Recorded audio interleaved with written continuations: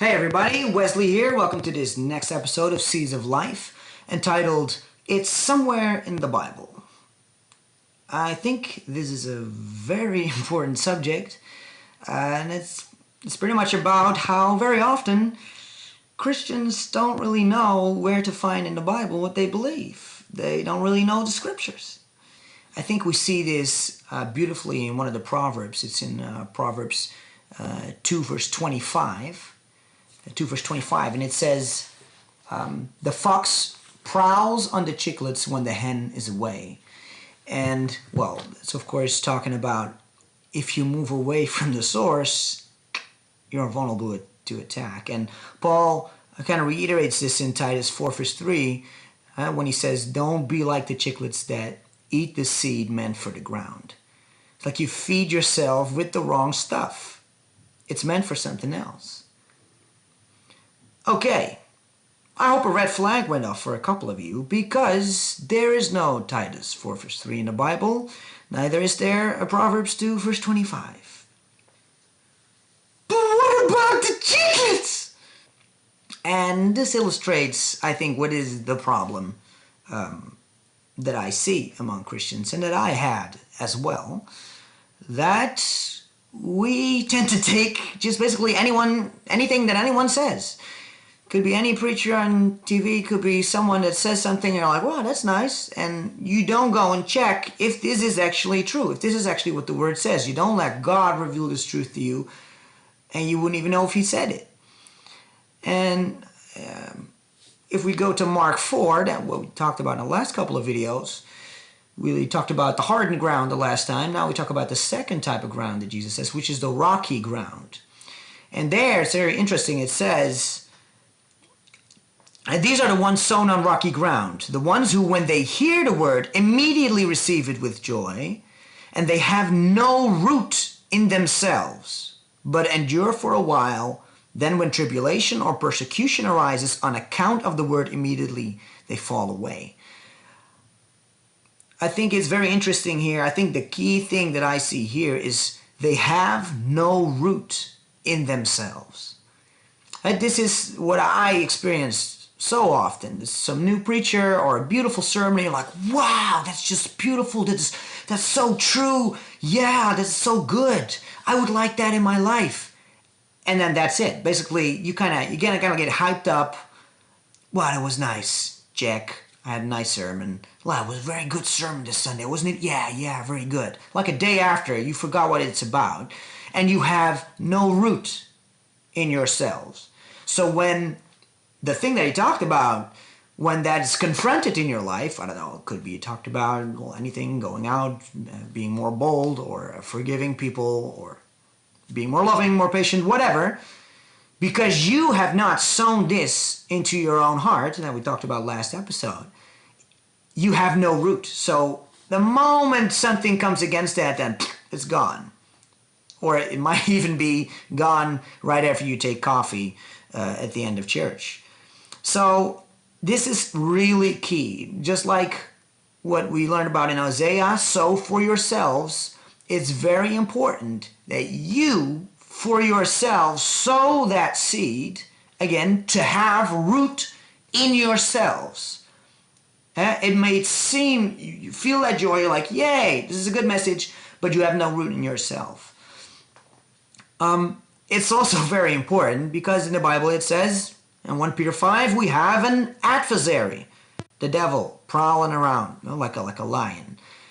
And the interesting thing is that in the Greek, the word for adversary is antidikos, which means a prosecuting attorney. So like someone bringing a case against you. Could you imagine if you're a lawyer, if someone had a case against you, that your lawyer would be anything like we often are? That accusation is false, Your Honor, because in the law, it says, I'm pretty sure, it's illegal, I guess, I think? Yeah, they can't do that, right? Right? Hey, someone back me up. Guilty! Get him out of here. So, we gotta make sure that we know the word. even if the message is good, even if a preacher or me or someone else, anybody says a good message, they even give you the Bible verses where you can find it, you have to go and find it. Again, Hosea, it's time to seek the Lord. You need to go into the scriptures and let God reveal this to you in your heart. This needs to become your truth and your fruit.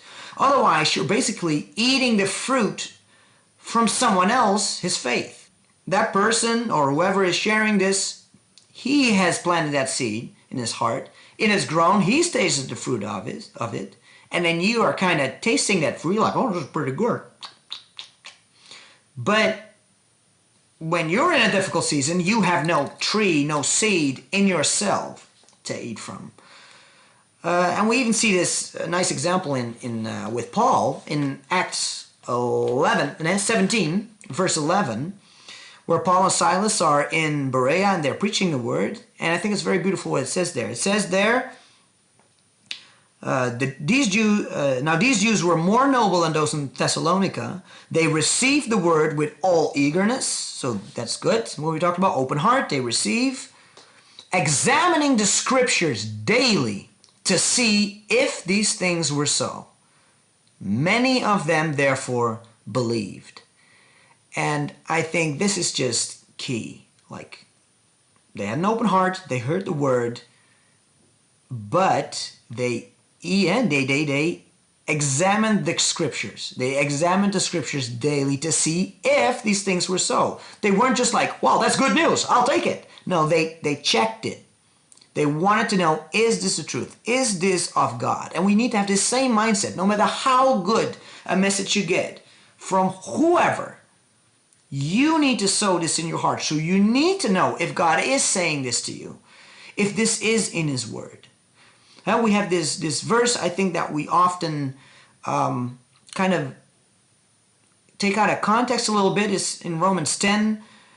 Faith comes by hearing, and hearing by the word of God. So we're saying like, well, if people just hear the good news, then that's all that's necessary. They'll get faith, they'll grow.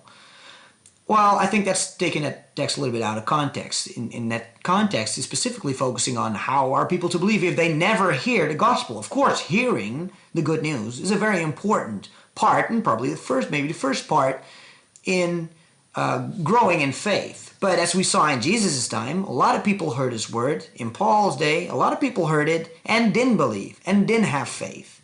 So I think it's more saying faith comes by hearing, because hearing is the start. But as we read in Hosea, as we see here, break up the fallow ground. If there's rocky ground, if there's a different type of ground here in this heart, the seed might come there, but it's going to be stolen, or it's going to be, it's going to fall away, or it's going to be choked by the thorns and thistles. It needs to be in an open heart. We need to see God. We need him to confirm this to us. So, of course, hearing is important, but when you hear the word, like these believers did in the beginning, search the scriptures, eagerly examine the scriptures, and make sure that you sow that word in your own heart so that you will bear fruit.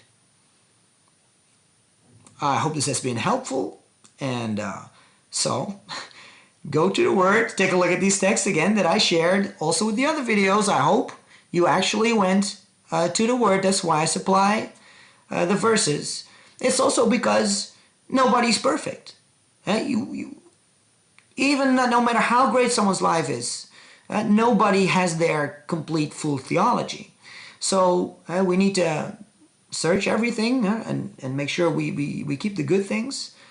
But we can only do that if we search the word, if we search the scriptures. So I hope this has been a blessing to you. I hope you get a new mindset of going into the word and letting God reveal what he has said to you, so it's planted in your heart and not just someone else's.